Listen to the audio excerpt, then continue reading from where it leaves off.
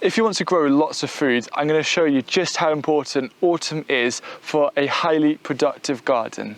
For any of you who watch this channel, you know that I'm going to say compost. It's a given. Autumn is the season for composting, but there are actually 5 aspects of composting you should be prioritizing over the next couple of months that are going to make a big difference. The obvious thing for me to tell you is just make more compost, but I know this isn't always possible because sometimes it's hard to source enough material that you need. So instead, we should actually look at ways of reducing our dependence on homemade compost. What areas of the garden can we replace our precious compost with other compost alternatives? One of the easiest things you can do to reduce your dependence on homemade compost is to find a source of wood chip.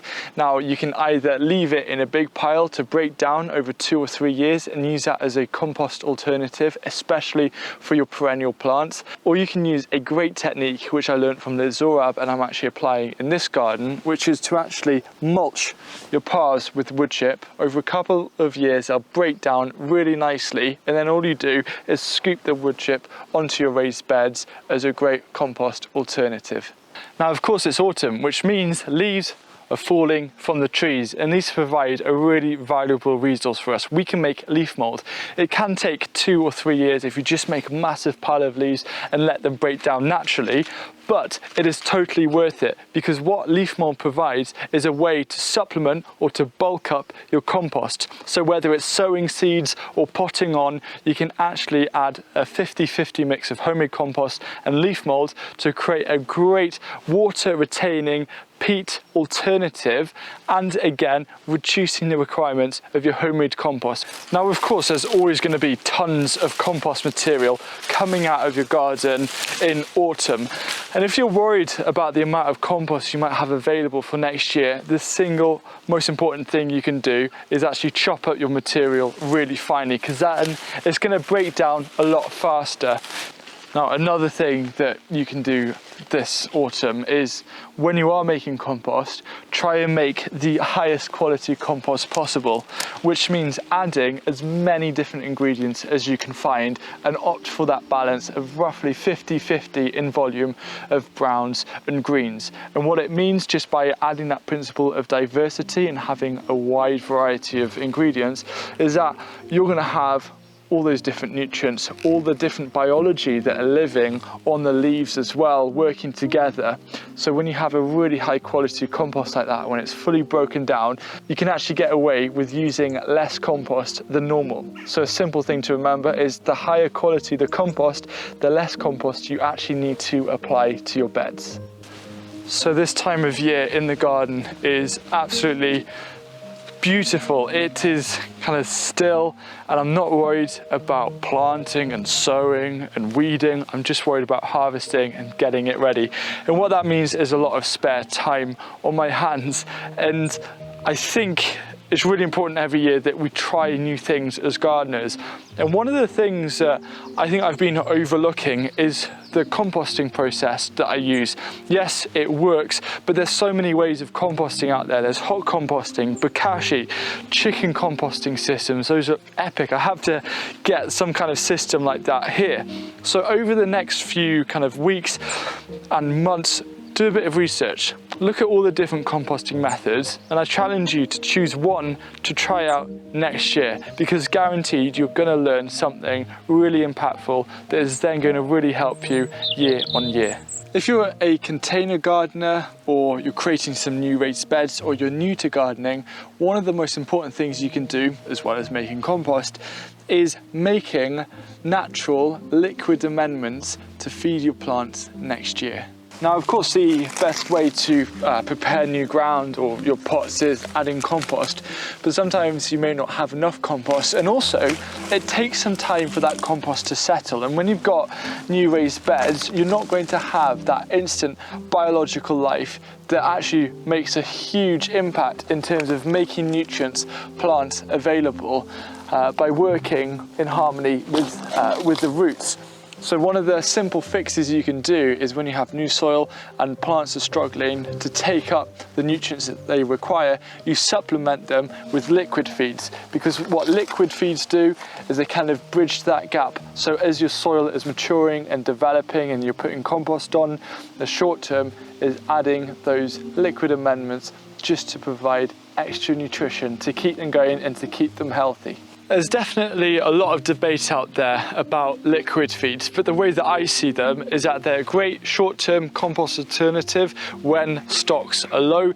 The other thing is that they're free. Any way that we can create free resources that's going to be nutrient rich, providing a wide spectrum of nutrients to our plants is a must, and it's completely natural. So what's not to love? And this is why I've been making lots of things such as comfrey teas, nettle teas, fermented plant juices and weed soaks to really help my containers and new raised beds.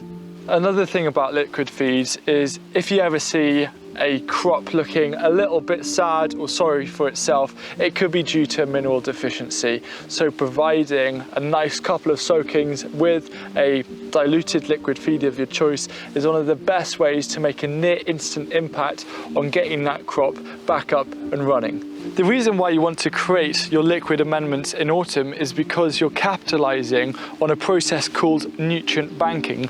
Put simply, nutrient banking is creating liquid amendments, or it can even be creating compost, where you then hold it and save it ready for use. And with liquid feeds, you can store them right through winter. So when it comes to spring and you're busy in the garden with all of the sowing and planting and transplanting, you've got those nutrients banked and ready for use whenever you need them. If you want to be all prepared for spring, then make these three really simple liquid amendments. The first one is effectively a weed soak, which I learned from Nigel Palmer's book. It's inspired by a Korean natural farming technique, and it is dead simple to make. What you do is you get a bucket like this, fill it kind of up to 2/3 of the way with lots of different weeds, such as nettles, dandelions, thistles, everything like that. And then you want to fill it, just cover it slightly with water, and then put a big handful of either woodchip or leaf mold or homemade compost in to inoculate it with biology. And then what you do is you cover it over loosely just so it can still breathe, and then put it in a frost-free place. And then come February, strain out all of the solids and then dilute this kind of 1 to 50 with water, and this is going to be a really useful way to apply nutrition to your plants. One of the coolest things about plants is that they all have their own unique ratios of nutrients. And we can actually be clever about this as gardeners and use this to our advantage. So whenever there is some kind of nutrient deficiency, for example, the tomatoes might not have enough calcium, then one of the best things you can do is make a carrot top fermented plant juice. There's a link down below showing you how to make a fermented plant juice. And you can make these now and bank them, nutrient bank them, ready for next year. So whenever you're growing tomatoes or anything else and they need some calcium, you've got a calcium rich amendment ready and waiting. The third thing to make during autumn is a concentrated comfrey or nettle feed. All you need to do is get your plant material, you'll need a lot of it, chop it up really finely, put it in a large bucket or tub, and then put some heavy stones on it to weigh it down. Place this somewhere sheltered, away from frost, and then in around February time, it will all kind of have reduced into this thick, dark liquid that is a highly concentrated liquid form of the plant. And then you just dilute that 1 part to 100 parts water and use it next year. So comfrey is going to be ideal for your tomatoes when they start flowering. Nettle is going to be ideal for any of the young growth and seedlings. A really important aspect of a healthy garden is respecting the soil, which means whenever possible you want plants to be growing. If they're not growing, you want to make sure that the ground is covered.